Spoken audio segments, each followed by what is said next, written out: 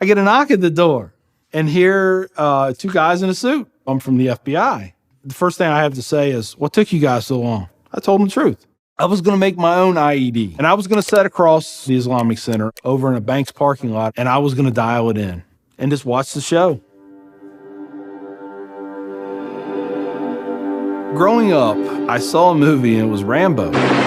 Rambo was tough, respected. He had intestinal fortitude. I said, that's what I want to do. I went off and joined the Marine Corps. I wanted the action.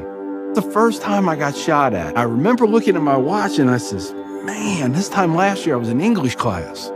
I fought several times in the Middle East, Desert Shield, Desert Storm, South America, Philippines, Somalia. I think the worst things that I have seen is dead children. I had to suck it up. I had to be there for my guys.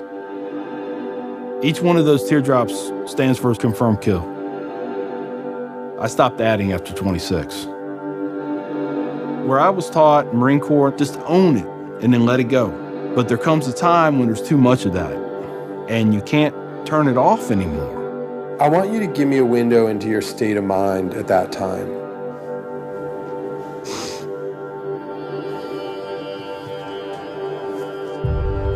One time, my wife and I went to a DSW, and I saw in the distance these two women in black burqas in my store. I cried as I prayed for enough strength to go over there and break both their necks.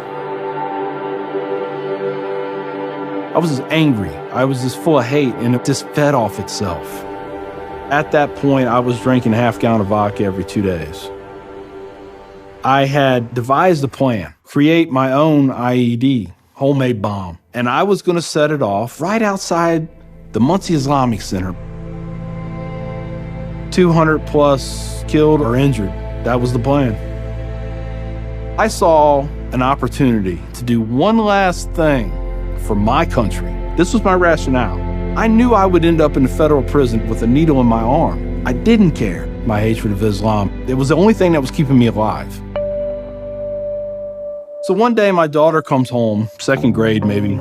She was telling me about this little boy who sat across from her. His mom came to get him. She said she had scarves on her, and she had a dress all the way down to her feet, and you couldn't see her on nothing but her eyeballs. At that point, I snapped. Started spewing things out of my mouth that should never be said in front of children or anything.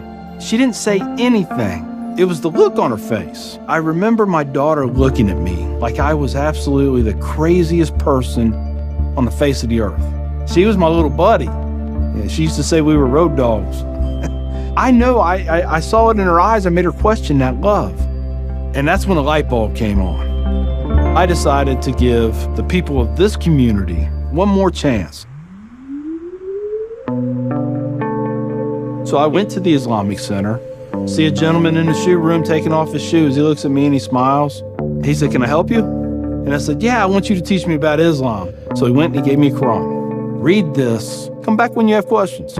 So I did. And I would see things in the book. I'd be like, there it is. I got them right there. Explain that to me. And they would. This was a kind of awakening. Long story short, 8 weeks after that first day I stepped into the Islamic Center, I became a Muslim.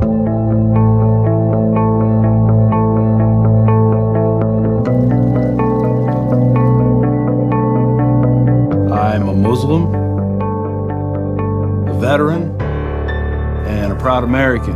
I had learned that I was completely wrong about everything that I felt. You know, Judaism had a message, Christianity had a message, Islam had a message. Funny thing is, though, it was the same message. It was about peace, and it was about love. Please join me in welcoming Mr. McKinney. My big thing is now to stop the hate. Nothing good has ever come out of hatred. I've done too many things. I've hurt a lot of people. I have to live with that. But if I can stop somebody else on the path of non-forgiveness, I won.